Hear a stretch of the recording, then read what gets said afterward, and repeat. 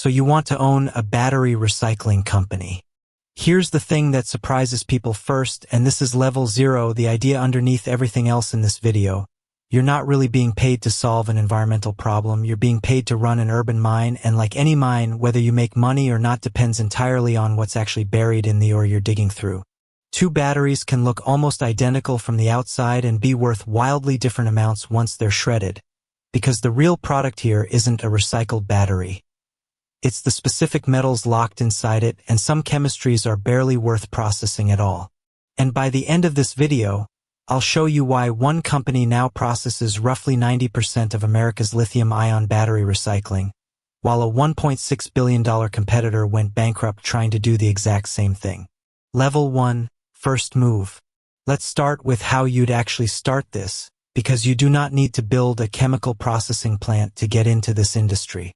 The realistic entry point is becoming a collector, sitting at the bottom of a pyramid where small operators gather batteries and sell them up to bigger processors who actually do the refining.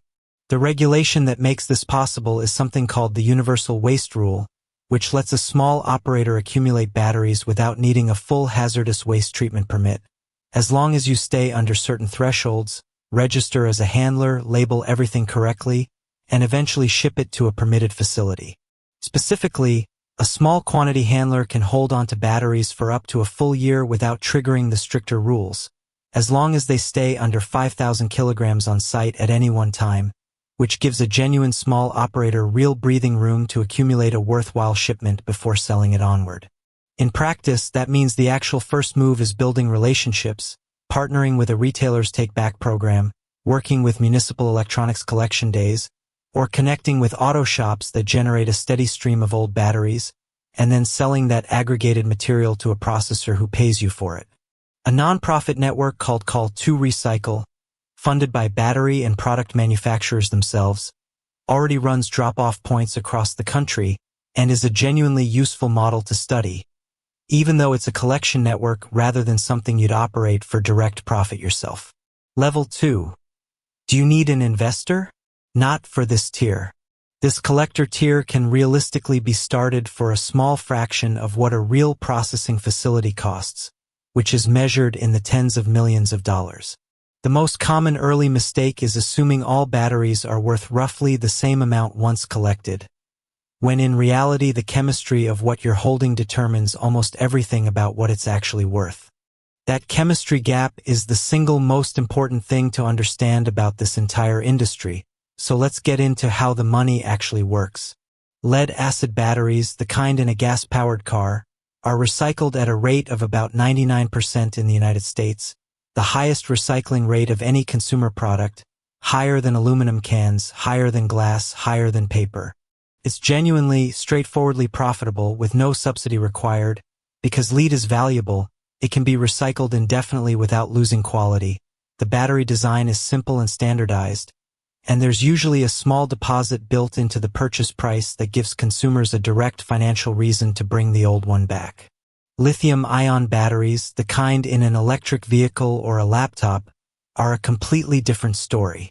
Multiple industry analyses now say plainly that lead-acid is the only battery chemistry that can be recycled profitably today without help, while lithium-ion recycling often needs government tax credits just to break even, because the actual chemistry recovered from a lithium battery varies enormously and is frequently not valuable enough on its own to cover the cost of extracting it. Level 3, the money machine. There's a real regulatory layer sitting underneath all of this too, which matters if you're the one holding the material rather than just processing it, because the EPA generally treats end-of-life lithium-ion batteries as a hazardous waste, and most states, California and New York among them, layer their own additional battery-specific rules on top of the federal baseline, which means the exact paperwork a small operator needs depends heavily on which state they're actually operating in. Recyclers actually make money 3 ways once batteries come in the door. The first is a gate fee, getting paid simply to accept the batteries, and this number has actually flipped direction more than once recently, which tells you how fragile the economics really are. During the commodity boom of 2021 and 2022, some recyclers were so hungry for material that they paid suppliers to get it, and then as that same material became scarce again, they went right back to charging a fee to accept it. The second way is selling what's recovered, which usually comes out as a powder concentrate called black mass, containing lithium, nickel, cobalt, and manganese, that gets sold either raw or refined further into materials cell makers can use directly. The third and most valuable way is a closed-loop supply deal directly with an automaker or battery manufacturer, a contracted, guaranteed relationship rather than selling into an open, volatile market. To put a real number on how wide that chemistry gap actually gets, scrap from cobalt-containing batteries has traded for roughly 3 times the price of scrap from cobalt-free LFP batteries in some recent markets, which means a recycler holding the exact same weight of material can end up with wildly different revenue depending entirely on which chemistry happened to come through the door that week. Redwood Materials, a real company founded by Tesla's former chief technology officer J.B. Straubel, has built exactly these kinds of deals, supplying recycled cathode material to Panasonic for a multi-billion-dollar battery plant, and separately working with Toyota and General Motors to recycle their battery scrap directly, which is a far more stable business than hoping the open market for black mass stays favorable. Level 4. The real cost. And that open market is genuinely volatile, which brings us to the cost side of this business. Building a real processing facility is capital-intensive. A mid-sized plant using hydrometallurgical processing, essentially dissolving batteries in chemical solutions to extract the metals, can cost anywhere from $25 million to $100 million, and a large, fully vertically integrated facility can run past $1 billion. But even once you've built it, the value of what comes out the other end depends entirely on battery chemistry trends you don't control. There's been a real industry shift toward a battery chemistry called LFP, which contains no cobalt at all, and because cobalt is one of the more valuable metals recovered in recycling, that shift alone can cut the value of recovered black mass by roughly 65% compared to older cobalt-containing chemistries.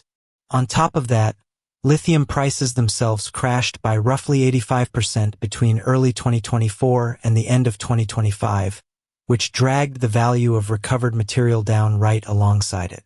A recycler can build an expensive facility around one set of commodity prices and battery chemistries, and find the entire economics of that facility have shifted underneath them before construction is even finished. There's also a cost that shows up long before any of that chemistry matters, and it applies to an operator at any size: getting the batteries there safely in the first place.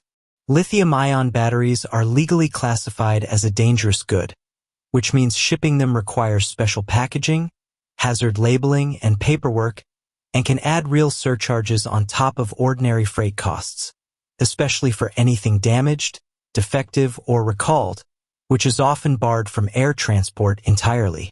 There's also a genuine fire risk sitting underneath all of this that isn't just theoretical. A fire at a battery shredding plant in Missouri in 2024 destroyed the facility outright, a reminder that the insurance and handling costs in this industry are shaped by a real physical hazard, not just a regulatory one. Let's ground all of this in a real, well-documented example, because the abstractions only mean something once you watch a real company collide with them. Li-Cycle was a Canadian battery recycling company that went public through a SPAC merger in August of 2021 at a valuation of roughly $1.6 billion. With a hub-and-spoke model, smaller facilities that shredded batteries into black mass, feeding into a much larger central refinery in Rochester, New York, that would turn that black mass into finished sellable battery materials. That Rochester facility was supposed to be the company's crown jewel. Instead, its construction cost ballooned toward roughly $1 billion, more than double the original estimate, and construction was paused entirely in the fall of 2023. The company secured a conditional loan from the U.S. Department of Energy, eventually upsized to $475 million, but could never actually draw on it because it couldn't meet the loan's own financial conditions. By the end of 2024, Li-Cycle had just $22.6 million in cash left, down $48 million from the year before. In May of 2025, the company filed for bankruptcy in both the United States and Canada. Glencore, the mining and commodities giant that had already invested roughly $275 million in the company, ultimately acquired Li-Cycle's assets for a fraction of that in a stalking horse bankruptcy bid. The company that had promised to solve battery recycling at scale collapsed under the exact combination of forces we just described. An expensive facility, a lithium price crash, and a shift toward lower-value battery chemistry, all hitting at the same time. Level 5, the payoff. Redwood Materials, by contrast, shows what surviving that same environment actually looks like. Founded by J.B. Straubel in 2017, Redwood has raised more than $2 billion across multiple funding rounds, including a $1 billion round in 2023 that pushed its valuation past $5 billion. And it now processes an estimated 20 gigawatt-hours of batteries every year, which the company says represents roughly 90% of all lithium-ion battery recycling currently happening in North America. The difference isn't luck, it's structure. Redwood locked in real contracted offtake deals with Panasonic, Toyota, Ford, and General Motors before betting everything on the open market, and it has deliberately moved up the value chain, from simply recycling scrap toward manufacturing the actual cathode and anode materials battery makers need, which captures far more value than selling raw black mass ever could. A third company, Ascend Elements, is pursuing a similar strategy, raising several $100 million from investors including BlackRock and building out its own facilities specifically to produce cathode material directly, rather than stopping at the raw recycled scrap stage, which is quickly becoming the pattern for whoever actually wants to make real money in this industry. Don't just recycle the battery, become part of building the next one. That's the payoff promised at the start. Redwood alone now handles an estimated 90% of all lithium-ion battery recycling in North America, locked into contracts with Panasonic, Toyota, Ford, and General Motors, while Li-Cycle, the $1.6 billion competitor chasing the exact same market, ended up selling its assets for a fraction of that in bankruptcy. So what actually separates the recyclers who survive from the much larger number who don't? The first factor is the industry's biggest structural problem, which is that there simply isn't enough battery waste yet to support the recycling capacity companies have already built. As of right now, the large majority of recyclable material, something like 3/4 of it, is manufacturing scrap from battery factories, not batteries that have actually reached the end of their life in a car. Electric vehicles sold today typically won't need recycling for another 8 to 15 years. So the wave of genuine end-of-life batteries that this entire industry is really built for isn't expected to fully arrive until sometime in the mid to late 2030s. One industry projection puts the real number of end-of-life electric vehicle batteries at only around 1.2 million a year by 2030, but rising to roughly 14 million a year by 2040, which shows exactly how far out the real payoff for this industry actually sits, and exactly why so many companies that built capacity for today are really building for a wave that's still a decade or more away. Several companies built expensive processing capacity for a flood of batteries that, quite simply, hasn't shown up yet. The second factor is chemistry and commodity price risk, which we've already seen wreck Li-Cycle's economics, and which every recycler is exposed to regardless of how well run they are. The third factor is policy dependence, because right now, lithium-ion recycling in the United States leans heavily on federal tax credits and Department of Energy loans to be profitable at all, which means the industry's economics are genuinely exposed to a change in government support. The recyclers who survive tend to share the same traits. They lock in guaranteed offtake contracts instead of depending on the open market. They move up the value chain toward higher margin finished materials instead of just selling raw shredded scrap, and they stay disciplined on how much capital they commit to building capacity ahead of the actual feedstock arriving. It's also worth being honest about how small even well-funded companies in this space still are, relative to the money that's poured into them. American Battery Technology Company, a publicly traded recycler, has attracted hundreds of millions of dollars in government financing support, and yet posted a record quarterly revenue of only around $7.8 million in one recent quarter, a genuinely small number next to the scale of capital the industry has raised on the promise of what this business will eventually become. That gap between capital raised and revenue actually earned is the clearest evidence that this remains a genuinely early industry, closer to its beginning than its middle, no matter how large some of the funding headlines look.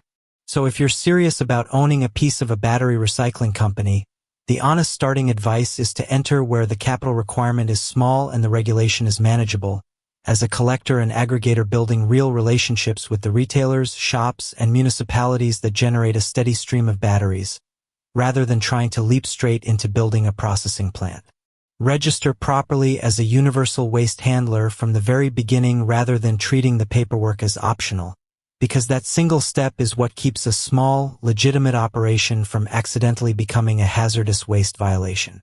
Understand clearly that not all batteries are created equal, that lead acid is a proven, profitable, boring business today, while lithium-ion is a real but genuinely early and volatile opportunity that depends on chemistry trends, commodity prices, and government policy all moving in your favor at the same time. And if you do eventually move into processing, the lesson from Li-Cycle's collapse and Redwood's survival is the same lesson that shows up across so many capital-intensive industries. Lock in your customers and your supply before you spend the big money, because the market you're building capacity for today may look completely different by the time that capacity is actually finished. Do the boring, profitable lead acid business well, understand the real timeline behind the lithium-ion opportunity rather than the marketing version of it, and treat every dollar of capital spending as a bet on a chemistry, a commodity price, and a government policy all staying roughly where they are today, because in this industry, none of those three things has actually stayed still for very long. If you enjoy deep dives into the economics behind real industries, don't forget to like the video, subscribe, and turn on notifications for more business documentaries every week.